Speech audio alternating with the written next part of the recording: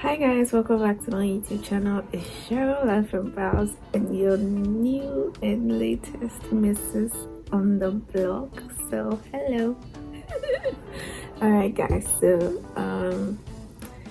I've been getting a lot of DMs, I know, but there are so many things I can't talk about now because I'm trying to figure out and adjust to this new married life things. So I'm just going to share some general things and answer some questions that you guys had. Okay, so I wrote them down so that I'll be able to answer everything. So someone wanted to know, or wanted me to do a video with my husband, but he won't do it and he's also extremely busy, so I decided to answer this myself. But if there's any way I can have him on board, I'll surely do. So she wanted to know the challenges that we went through, or so I'm going to make it general. Okay, challenges that you might face when you are planning your wedding. Okay, so and you should look out for. So number one, that's if you don't have a wedding planner. If you have a wedding planner, I think he or she might know these things beforehand and then not have you stress about it. But if you are planning your wedding without a planner, a professional planner, you should really look out for these things. Because so number one is family and venue. Really look out for your family, not like spend all your money on them, but look out for them in terms of the decisions you are making, where you are going to have the program, how the program is going to be like. You have to go through. Don't go into so much details. Learn to know what to tell your family and some things not to tell your family, but learn to communicate with them. For me, we play tactics, a game of tactics. So, oh, will you do this? We will say, yeah, we'll do it. And later we'll go and think about it. If we think we can do it, we will. If not, we'll just lead you on and we'll not do it. So communicate to your family, because last minute family can stress the heck out of you. You'll be surprised that 1 week to your event, then your father is angry with you and will not come because he has just found out that what he asked you to do, you didn't do it. So look out for your family and your venue, because your venue, my engagement venue was not in Accra, so I was really worried at who's going to come. And people, like, I don't have a lot of friends, so I was really worried. I was like, who are going to come all the way? Who are going to come all the way? So I was really worried. So venue and this thing and family are really like major things that can mess you up. Secondly, your seamstresses, your clothes, you and your husband's clothes. In Ghana, right? Those who see you weddings, as soon as you say you are going to marry, so the dress they are going to sew for you is for marriage. They will wait. They will accept the thing, promise you heaven and earth, but they will wait till a week to your event, 3 days to your event before you get your clothes. Like the first person I took my clothes to, I did a video. I don't know if I deleted it or not. The first person I went to, I gave her everything. I gave her my kente, I gave her my gown, I gave her my Sunday wear, and she messed it all up. I went for fitting. I wasn't really impressed, so I told her that, can you please change this side for me? And she was mad pissed, like mad pissed. She was really like it was a disaster. So I left everything for her. I didn't even go for the stuff back. I didn't go for my kente back. So I had to go to town and get a new kente, get new gown, get a new seamstress to charge me an extra 3,000, 5,000 Ghana cedis to sew all the three, which was really a disaster. And it was, my husband was not happy with me at all because of that, because we had to now go and raise like some money, spend extra on that. So, and if you think the person is your sister, your friend, please, then you better go and sit on their necks so that they can finish for you in time. My seamstress gave me an excuse that she doesn't do it ASAP because as a bride, the stress can let you lose weight or gain weight or whatever. So she doesn't really do ASAP on those stuff, but I forced, and then I got my clothes like 3 weeks to time. Yeah, and I made sure that I stayed in shape. The next thing is photography.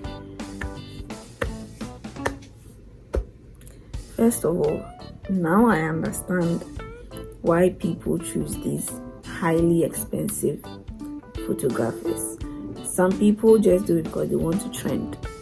It's not a bad thing to trend, but if you don't have money, your mom don't have money, please, I beg you, your mom doesn't have money, you don't have the money to afford, your budget cannot afford, I beg you, don't be rushing to go and trend. It doesn't solve it, it doesn't bring you any good. So please.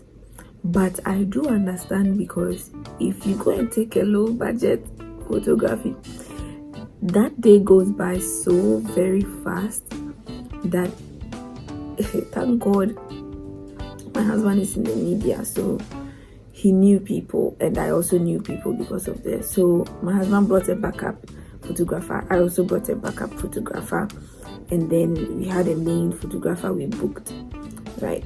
So we had 3 photographers to pay for, and that was also over the budget, because to me, I wanted just one person, and my husband allowed me to book a photographer, but he was doing comme ci, comme ça. Are you coming? We'll call, he will not answer. He didn't speak to us. He didn't even take our pre-wedding photos. So we were really scared. So I just said, Charlie, let me call one of my photographer friends. My husband also did the same thing. So we have a lot of pictures, but basically the same thing, because it's the same day. So they're taking the same pictures. So, but at least now I can sit back, take my phone, be looking through my wedding pictures and be smiling. Because that day, to be honest, I don't remember anything. Like,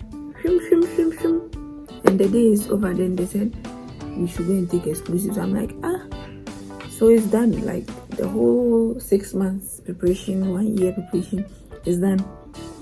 So you need a photographer, a good one who can capture sensitive moments as well as video, so that when you look back on your wedding video and stuff, you may remember all that happened on the day and be grateful for it. At least I love pictures, I love taking pictures, I love posting pictures. So my wedding pictures, I won't post everything, but I'm just trying to take it all in before I release them. So another thing is, surround yourself with people who really care about you and who really will help you. For my husband, he has very good friends. Like, it's this preparation that made me know that if you want to marry a man, look at the company he keeps, look at how they relate. My husband's friends are they are like the way they were helping. Some people will contribute, some people will do this. It was so lovely, it was amazing. I was just in awe. My girls, on the other hand, were also very supportive, because I worried them about bridal shower. I said, who will do bridal shower? And they eventually did a bridal shower for me. So I appreciate. So, but surround yourself with people who really want to be there, who really want to help you succeed, who really love you and have your best interest at heart. Don't go and carry 18 girls to follow you when only 3 of them are truly your friends and the ones helping on that day, and the 15 others are sleeping and just taking selfies. I beg, surround yourself with people who are willing to help you. And then please prepare for mishaps on the day.